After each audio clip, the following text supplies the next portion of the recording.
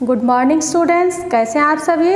मैं हिंदी शिक्षिका शिखा मिश्रा आप लोगों के समक्ष उपसर्ग लेकर के आई हूँ बच्चों। उपसर्ग बच्चों एक शब्द का छोटा सा अंश होता है जिसे शब्दांश बोलते हैं, जो किसी भी शब्द के शुरू में लग करके नए शब्द का निर्माण करते हैं, है ना बच्चों। देखिए यहाँ पर परिभाषा दिया गया है, जो शब्दांश मूल शब्दों से पहले जुड़कर उनके अर्थ में परिवर्तन कर नए शब्द की रचना करते हैं, जैसे सगुण, सा जोड़ गुण बराबर सगुण। तो ये सगुण जो है ना, इसमें ये सा जो है ये उपसर्ग है, शब्द से पहले लगा है और एक नए शब्द का निर्माण कर दिया है। गुण इसका मूल शब्द हुआ और सा इसका उपसर्ग हुआ। मूल शब्द में उपसर्ग जुड़ करके नए शब्द का निर्माण हुआ सगुण। उसी तरह से अपयोड़ यस, अपयस, अपयस में अप उपसर्ग लगा है, यस हमारा मूल शब्द है। इस तरह से है बच्चों बेदाग, बेदाग में बे उपसर्ग है, दाग मूल शब्द है। समझ में आया बच्चों। अब देखिए हम लोग क्या किए हैं, यहाँ पर समझ लिए हैं कि उपसर्ग किसे कहते हैं बच्चों। जैसे जो भी शब्दांश, शब्द का छोटा सा रूप शब्दांश, तो वह जो है किसी भी मूल शब्द में लग करके नए शब्द का निर्माण करते हैं, नए अर्थ देते हैं, नए शब्द की रचना करते हैं, उन्हें हम लोग उपसर्ग कहते हैं बच्चों। बहुत सारे उपसर्ग हैं, 2-3 यहाँ पर उदाहरण दिया गया है आप लोगों को समझने के लिए। अब हम लोग यह जानेंगे बच्चों कि ये हिंदी में जो है उपसर्ग 4 तरह से प्रयोग किए जाते हैं। कितने तरह से बच्चों?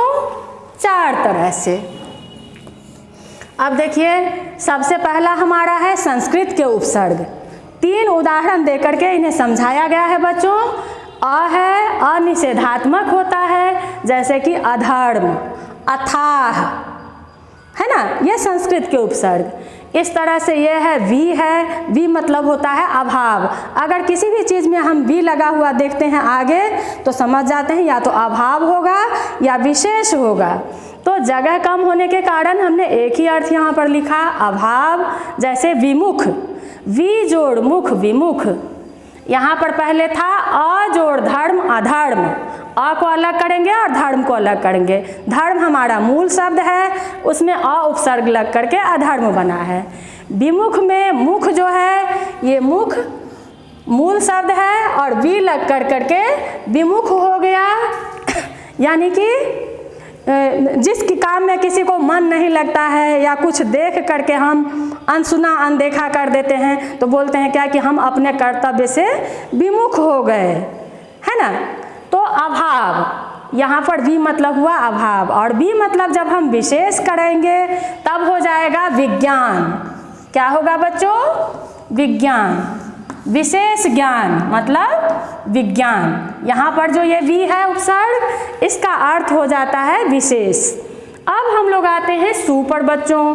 सु से भी बहुत सारे शब्द हैं सु लग करके, जैसे कि यहाँ पर एक सुपुत्र दिया गया है, सुयश भी होगा, सुगढ़ भी होगा।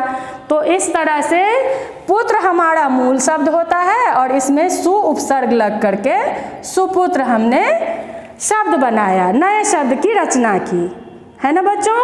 अब हम लोग दूसरे उपसर्ग पर आते हैं। दूसरे तरह से कैसे उपसर्ग प्रयोग किए जाते हैं? हिंदी के उपसर्ग। दूसरा हमारा है क्या बच्चों? हिंदी का उपसर्ग। इसको जानते हैं। यहाँ पर भी अ है बच्चों, ये निषेधात्मक अ होता है, जैसे कि अमर। अमर में मर जो है यह मूल शब्द है और अ जो है यह उपसर्ग है ना। जो कभी नहीं मरे उसे अमर कहते हैं, निषेधात्मक हो गया। अथाह, जिसका थाह ही नहीं लगे वह हो जाता है अथाह। थाह मूल शब्द है और अ जो है उपसर्ग लगा है इसमें, जिससे नए शब्द की रचना हो गई अथाह। ऐसे अनिश्चित भी होता है, अविराम भी होता है, बिना विराम के, बिना रुके हुए अविराम, अनिश्चित, बिना कोई निश्चितता की, है ना। तो बहुत सारे शब्द इस अ उपसर्ग से बनाए जाते हैं। जगह के कम होने के कारण यहाँ पर थोड़ा थोड़ा उदाहरण के जरिए हम लोग समझते हैं। अब देखिए बच्चों, अन उपसर्ग है। अन मतलब होता है के बिना। अन मतलब के बिना। ये शब्दांश जो अन है, यह उपसर्ग लग करके ये देखा है और होनी है, ये हमारे मूल शब्द हैं। इसमें अन उपसर्ग लग करके अन देखा, होनी में अन उपसर्ग लग करके अनहोनी, है ना बच्चों। अब हम लोग आगे बढ़ते हैं। देखिए यहाँ पर उर्दू के उपसर्ग, हमारी जो हिंदी भाषा है ना, उसमें तत्सम, तद्भव, देशज, विदेशज सब 4 तरह के होते हैं, पढ़े हैं ना। जो विदेशी शब्द होते हैं, उर्दू, फारसी, अंग्रेजी, तो उसके लिए भी हम लोग उर्दू के उपसर्ग हिंदी में पढ़ते हैं कि उर्दू भाषा में कैसे उपसर्ग लगाए जाते हैं। अब देखिए यहाँ पर जो ये बे उपसर्ग है, यह उर्दू के उपसर्ग है। बे मतलब होता है बिना, दाग हमारा मूल शब्द है और इसमें बे उपसर्ग लग करके बेदाग, है ना। अब हम लोग देखते हैं रहम हमारा मूल शब्द है, उसमें बे उपसर्ग लग करके हम बनाते हैं बेरहम। उसी तरह से शर्म में बेशर्म, काम में बेकाम, है ना। बहुत सारे ऐसे शब्द बनाए जाएंगे बेइज्जत, बे उपसर्ग लग करके। तो इस तरह से हमने जाना बच्चों कि बे उपसर्ग उर्दू के उपसर्ग होते हैं। अब हम लोग बद पढ़ाते हैं। बद भी उर्दू के एक उपसर्ग हैं।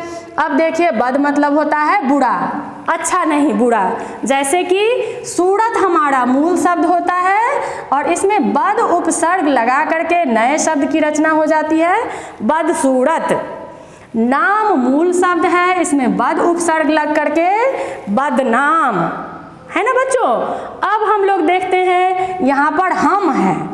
हम भी उपसर्ग है जो उर्दू के उपसर्ग हैं। जैसे कि हम मतलब होता है साथ, हम सफ़र, हम उम्र, हम शक्ल मतलब हमारे जैसी शक्ल, है ना।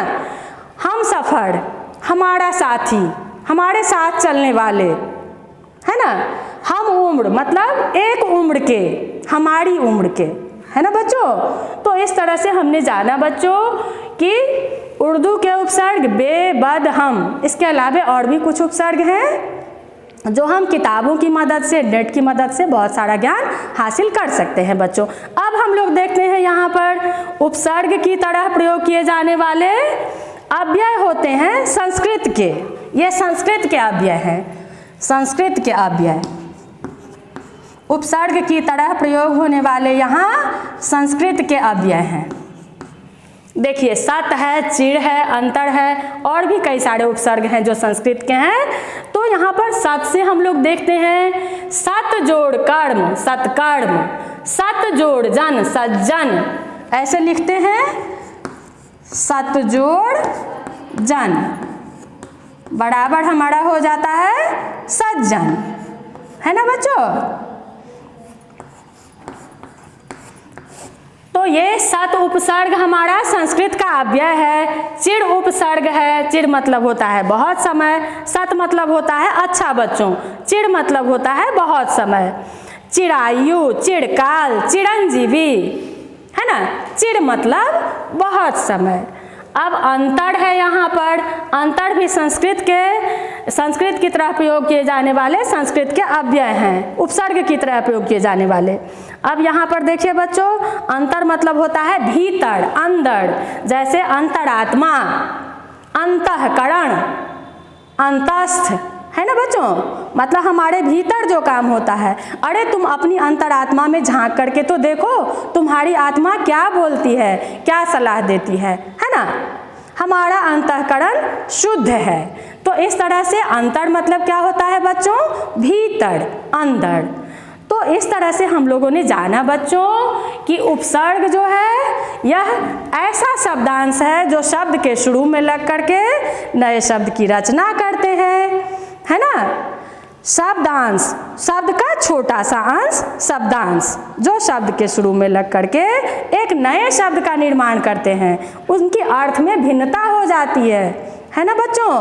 तो ये 4 प्रकार से उपसर्गों के प्रयोग किए जाते हैं, जैसे कि संस्कृत के उपसर्ग, हिंदी के उपसर्ग, उर्दू के उपसर्ग, और ये जो है उपसर्ग की तरह प्रयोग किए जाने वाले संस्कृत के अव्यय, है ना बच्चों।